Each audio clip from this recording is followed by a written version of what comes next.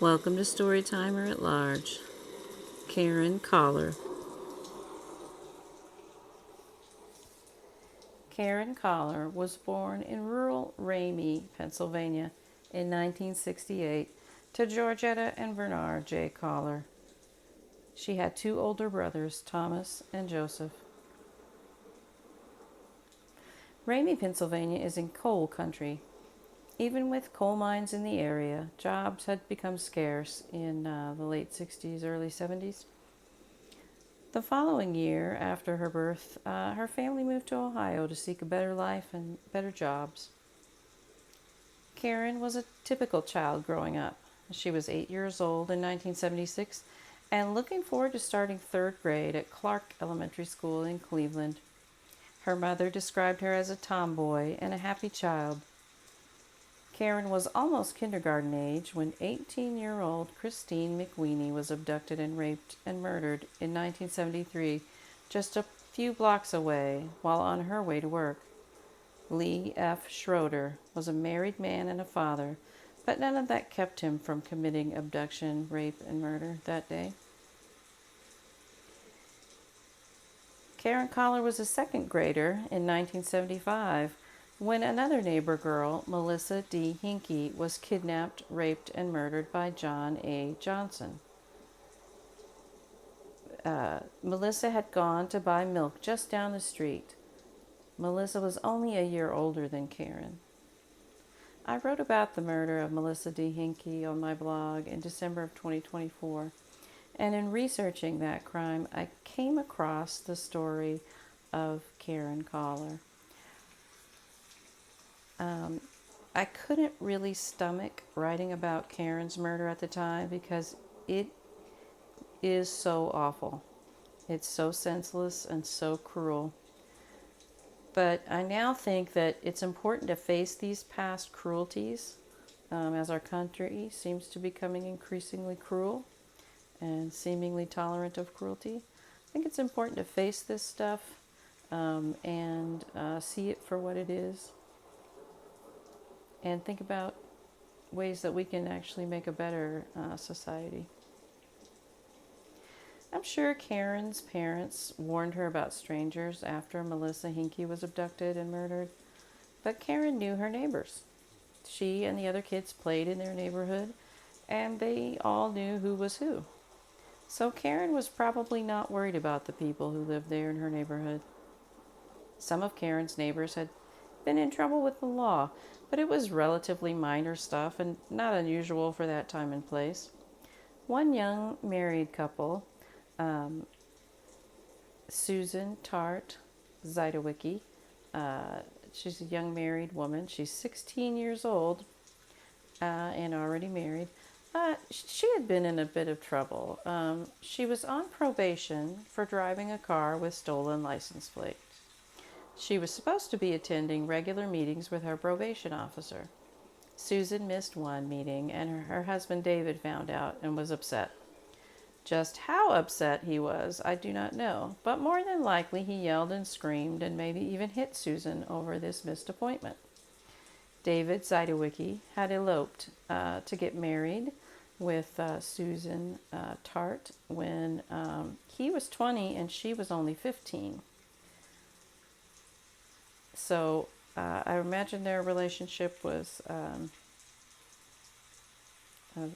little lopsided. Him knowing a little bit more about how life works than she does. Somehow, Susan got the idea that 8-year-old Karen Kollar had tattled on her, had told her husband that she had missed this meeting. Karen had been earning extra money for her family by running errands and doing chores for neighbors, and that's how she kind of became acquainted with Susan Zidowicki. She sometimes ran errands for her and helped her around the house. Karen's dad had been injured at work, and so no money was coming in, and they were hungry. This was before jobs offered workman's compensation insurance and long-term disability insurance. So there just wasn't anything until he felt better and could get back to work. Karen's mom was helping out too. She was working as a waitress nearby to feed her family. Um, so Karen, ran errands and earned a little money to help out in that way too. And of course, like I said, one of the people she helped was Susan Tart Saitowicki. When 16-year-old Susan felt that Karen had tattled on her, she wanted to punish her. Instead of not hiring her to help around the house anymore or run errands, or, perhaps just ignore this child, all sorts of other decisions she could have made, Susan Zajdowicki decided to kidnap Karen. She invited Karen to go for a walk with her on June 25th, 1976. Karen asked her mom for permission to go. Georgetta Kollar said yes, so Karen walked off with the married girl who was only 8 years older than she was. Susan and two accomplices then tied Karen's feet and hands and beat her. Karen was so terrified that she lost control of her bladder and bowels in Susan Zajdowicki's apartment. This enraged Susan even more. She and the two teen accomplices, Dallas Stuckey and Guy D. Freymeier, then took Karen Kollar to an abandoned building. The boys agreed to take Karen and kill her. They made their way to the roof, carrying the bound child. Once they were out on the roof, they threw Karen off. But Karen did not hit the ground at first like they had planned. She landed very injured on a metal awning that was sturdy enough to hold her there. One young man then climbed up onto the awning and pushed Karen off. And they went to her body, which was now on the railroad tracks below this building. Karen Kollar was still not dead, so the boys picked up bricks and large rocks and stoned 8-year-old Karen Kollar to death. Georgetta Kollar was already looking for Karen. She did not expect that walk with Susan to take this long. She found Susan Zajdowicki and asked her where Karen was. Susan said she didn't know. Searchers and police officers reacted quickly. Melissa D. Hinkey had been abducted, raped, and murdered just a few blocks away and just the year before. They were hoping to rescue Karen from some creep. The truth was very quickly revealed, however. Karen's mutilated body was found where Dallas Stuckey and Guy D. Freymeier had left her. All three of these co-conspirators were arrested, tried, and convicted. Susan Zajdowicki claimed to know nothing about what the two teen boys had done. Both of them, however, testified that it was Susan's plan and they followed her orders. When we as a society casually commit and accept violence in our everyday lives, we are creating a place where crimes like this can happen. When we see people treated cruelly every day and we just shrug our shoulders and say there's nothing we can do, we create a space for cruelty to thrive. How did Susan and Dallas and Guy so quickly resort to murderous violence? I think they grew up with it. I think they grew up in a lot of abuse in their homes, just everyday abuse. I grew up in it too, so I'm very familiar with this. In the 1920s through the 1980s, in many places in the United States, you could spank or whip a neighbor child for very serious misbehavior, and that would almost always be okay with the child's parents. That's horrifying now, but it just wasn't.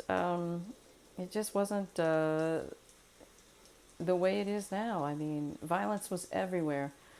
It was laughed at on television cartoons. It was cheered on in movie theaters showing westerns, war pictures, or crime stories. We think of hippies calling out for love and peace and kindness as the predominant culture of the 60s. But the peaceniks who wanted an end to war and violence were the anomaly. The predominant culture was not opposed to beating your children. The predominant culture wanted all the men to be as tough as John Wayne. kindness and empathy were looked down on. Boys were supposed to be tough. Boys weren't supposed to cry. It was a very cruel sort of society. When I started first grade in 1976, our normally very sweet teacher held up a wooden paddle on the first day and told us that she would spank us with it if we misbehaved. So we were all terrified. When I became a teacher, we were taught ways to positively reinforce good behavior, and so you kind of eliminate bad behavior before it even starts. We learned ways to speak and to model positive behaviors. We learned to set up a classroom culture that never needed a paddle. We learned how to coach young children to regulate their own emotions and talk out conflicts. And guess what? It works. Violence does not have to be the norm. There, it other ways worked very well and created a much more calm society. Dallas Stuckey was convicted in September of 1976. He was sentenced to death. However, that sentence was commuted to life in prison in 1978. Guy D. Freymeyer was sentenced to life in prison as well. Susan Zajewicki was tried and convicted, and at age 17, sentenced to 18 years to life in prison. Her husband divorced her in 1978 in prison when she was 18. 8-year-old Karen Kollar was buried by her family back in their hometown of Ramey, Pennsylvania. Are there lessons here to be learned? Yes, I think there are. I think practice kindness and peace. Don't give in to your anger and your violent tendencies. If someone asks you to commit violent acts for them, refuse. Walk away. Don't marry a child and expect them to think and act like a grown-up, even if marrying a child is legal in a nearby state. So there are so many lessons to learn in every thing we face in life, but the story of Karen Kollar is it was hard to read, it's hard to tell, and it's hard to find any redeeming piece of it. I feel sorry for Karen, of course, because she's the victim of a brutal murder. But